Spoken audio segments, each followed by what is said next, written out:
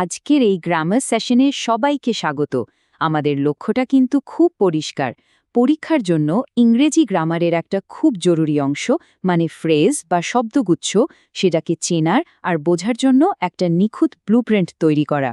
তো চলুন আর দেরি না করে শুরু করা যাক। আচ্ছা, পরীক্ষাতে তো প্রায়ই এই ধরনের জটিল বাক্য চলে আসে, তাই না? যেমন ধরুন, it should not have been done. এখন যদি প্রশ্ন করা হয় এই বাক্যের সম্পূর্ণ ভার্ব কোনটা, অনেকেই হয়তো শুধু ডান শব্দটাকেই ভার্ব বলবেন, কিন্তু আসল ভুলটা ঠিক ওখানেই হয়ে যায়। এই ধরনের কনফিউশন দূর করার জন্যই আমাদের আজকের এই আলোচনা। চলুন এক নজরে আমাদের আজকের আলোচনার রোড ম্যাপটা দেখে নিই। প্রথমে আমরা জানব ফ্রেজ জিনিসটা আসলে কি, তারপর ভার্ব ফ্রেজ আর অ্যাডজেক্টিভ ফ্রেজের গঠন নিয়ে একদম বিস্তারিত কথা বলবো। এরপর কয়েকটা প্র্যাকটিস করব আর সবশেষে থাকবে একটা ফাইনাল রিভিশন স্লাইড, যেটা পরীক্ষার আগে এক ঝলক দেখে নেওয়ার জন্য দারুণ কাজে দেবে। তো আমরা আমাদের আলোচনার প্রথম পর্বে চলে এসেছি, বাক্যের ব্লুপ্রিন্ট।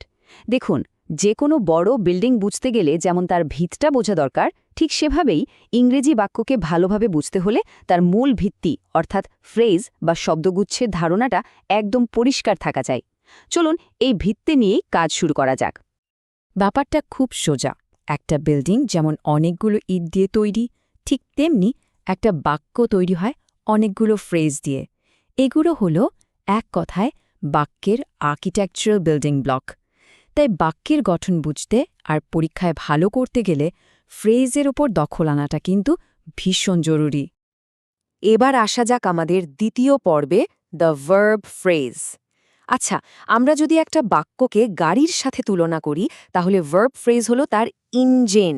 এটাই সেই আসল শক্তি যা পুরো বাক্যটাকে চালায় আর তার মূল কাজটা কি সেটা বুঝিয়ে দেয়। চলুন দেখি এই ইঞ্জিনটা কি কি পার্টস নিয়ে তৈরি।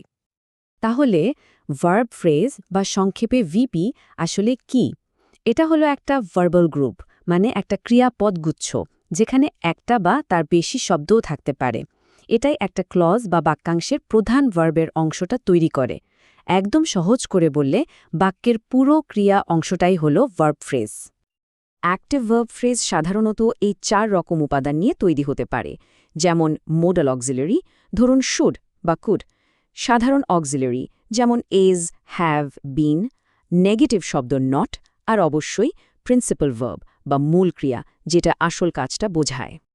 এই টেবিলটা একটু দেখুন, কি দারুণভাবে ব্যাপারটা বোঝানো হয়েছে। প্রথম বাক্যে হ্যাজ রিটেন হল ভিপি, পরেরটায় নট শব্দটা যোগ হয়ে হয়েছে হ্যাজ নট রিটেন, আর 3 নম্বরটাতে মডেল শুড ব্যবহার করে শুড গো হয়েছে ভিপি। দেখছেন তো কিভাবে মূল ভার্বের সাথে বাকিরা মিলেমিশে একটা পুরো ভার্ব ফ্রেজ তৈরি করছে? সাধারণ বাক্য তো বোঝা গেল, এবার একটা একটু জটিল প্যাসিভ ভয়েসের উদাহরণ দেখি। এই ধরনের বাক্য কিন্তু পরীক্ষাতে প্রায় আসে আর আমাদের বেশ দ্বিধায় ফেলে দেয়। এই তো সেই বাক্যটা যেটা দিয়ে আমরা আলোচনা শুরু করেছিলাম। এখানে ভার্ব ফ্রেজটা হলো শুড নট হ্যাভ বিন ডান। খেয়াল করে দেখুন, এখানে মোট 5টা উপাদান আছে: একটা মডেল, একটা নেগেটিভ, 2টো অক্সিলিয়ারি, আর সবশেষে মূল ভার্বের পাস্ট পার্টিসিপল ফর্ম। এই পুরো অংশটা মিলেই কিন্তু একটা সম্পূর্ণ ভার্ব ফ্রেজ, শুধু ডান নয়। আমরা এখন আমাদের তৃতীয় পর্বে চলে এসেছি, যেটা হলো অ্যাডজেক্টিভ ফ্রেজ। আচ্ছা, ভার্ব ফ্রেজ যদি বাক্যের ইঞ্জিন হয়, তাহলে অ্যাডজেক্টিভ ফ্রেজ হলো গাড়ির বাইরের সুন্দর ডিজাইন বা ডেকোরেশন। এগুলো বাক্যকে শুধু দেখতেই সুন্দর করে না, বরং অনেক বেশি তথ্য দিয়ে বর্ণনামূলক করে তোলে। চলুন এই মডিফায়ারদের জগৎটা একটু ঘুরে দেখা যাক। অ্যাডজেক্টিভ ফ্রেজ বা এপি হল এমন একটা শব্দগুচ্ছ যা ঠিক একটা অ্যাডজেক্টিভের মতোই কাজ করে। মানে এর কাজ হলো কোনো নাউন বা প্রোনাউনকে বর্ণনা করা, তাদের সম্পর্কে অতিরিক্ত কোনো তথ্য দেওয়া। তো একটা অ্যাডজেক্টিভ ফ্রেজ কিভাবে তৈরি হয়? এর কেন্দ্রে থাকে একটা হেডওয়ার্ড, যেটা নিজেই একটা অ্যাডজেক্টিভ। কিন্তু মজার ব্যাপারটা হলো এই মূল শব্দের চারপাশে প্রেপোজিশন, নাউন, আর্টিকেল, এমনকি পার্টিসিপলের মতো আরও অনেক শব্দ এসে বসতে পারে, আর সবাই মিলে একটা দারুণ বর্ণনামূলক দল তৈরি করে। এখানে কয়েকটা খুব ভালো উদাহরণ আছে। ফিট ফর ওয়ার্কের মধ্যে ফিট হলো মূল অ্যাডজেক্টিভ। আবার দেখুন, ব্রোকেন কাপে ব্রোকেন শব্দটা, যেটা একটা পাস্ট পার্টিসিপল, এখানে অ্যাডজেক্টিভ হিসাবে কাজ করছে। আর সবচেয়ে মজার উদাহরণ হলো শেষেরটা, a cup broken by my brother. এখানে কিন্তু ব্রোকেন বাই মাই ব্রাদার এই পুরো অংশটাই কাপ নাউনটাকে বর্ণনা করছে।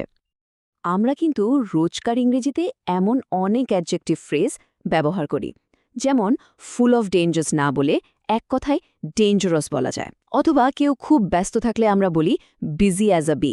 এই ফ্রেজগুলোই ভাষাকে আরও সুন্দর আর সমৃদ্ধ করে তোলে। থিওরি তো অনেক হলো, কিন্তু আসল পরীক্ষা তো প্রয়োগে, তাই না? তাই চলুন আমাদের আলোচনার চতুর্থ পর্বে সরাসরি চলে যাই প্র্যাকটিস জোনে। এখানে আমরা দেখব যে এতক্ষণ যা শিখলাম তা ব্যবহার করে পরীক্ষার মতো প্রশ্ন সমাধান করা যায় কিনা।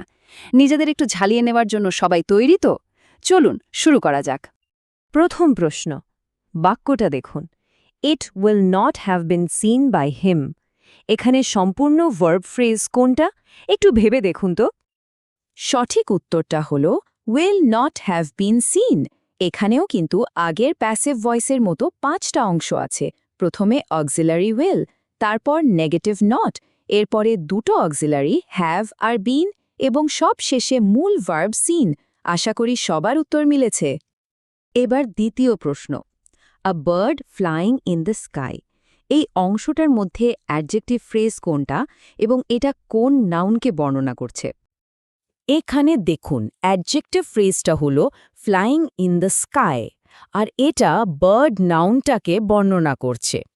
একটা জিনিস খেয়াল করুন, এখানে কিন্তু ফ্রেজটা শুরু হয়েছে প্রেজেন্ট পার্টিসিপল ফ্লাইং দিয়ে। এটা একটা দারুণ উদাহরণ যে কিভাবে একটা পার্টিসিপলও একটা অ্যাডজেক্টিভ ফ্রেজকে লিড করতে পারে। এবং অবশেষে আমরা আমাদের আলোচনার একদম শেষ আর সবচেয়ে গুরুত্বপূর্ণ পর্বে চলে এসেছি, ফাইনাল রিভিশন। এতক্ষণ আমরা যা কিছু বিস্তারিতভাবে শিখলাম সেগুলোকে এবার একটা স্লাইডে গুছিয়ে আনা হয়েছে। পরীক্ষার ঠিক আগের মুহূর্তে এক ঝলক দেখে নেওয়ার জন্য এর চেয়ে ভালো কিছু আর হয় না। চলুন আমাদের ব্লুপ্রিন্টটা শেষবারের মতো দেখে নিই। তাহলে মূল কথাটা কি দাঁড়ালো? ভার্ব ফ্রেজ চেনার জন্য বাক্যের সম্পূর্ণ ক্রিয়া অংশটা খুঁজতে হবে, যেটা কি কাজ হচ্ছে এই প্রশ্নের উত্তর দেবে। আর অ্যাডজেক্টিভ ফ্রেজ চেনার জন্য এমন শব্দগুচ্ছ খুঁজতে হবে যা একটা অ্যাডজেক্টিভের মতো কাজ করে এবং কোনো নাউন সম্পর্কে কোনটা বা কেমন এই প্রশ্নের উত্তর দেয়। এই সহজ ব্লুপ্রিন্টটা মনে রাখলেই পরীক্ষায় আর কোনো সমস্যা হওয়ার কথা নয়। এখন যেহেতু ফ্রেজ চেনার এই ব্লুপ্রিন্টটা আমাদের সবার হাতে আছে, তাহলে প্রশ্ন হলো, আর কোন কোন জটিল বাক্য বা গঠনকে আমরা ঠিক একইভাবে ভেঙে বিশ্লেষণ করতে পারি? ভাবনার দরজাটা কিন্তু খোলাই রইল।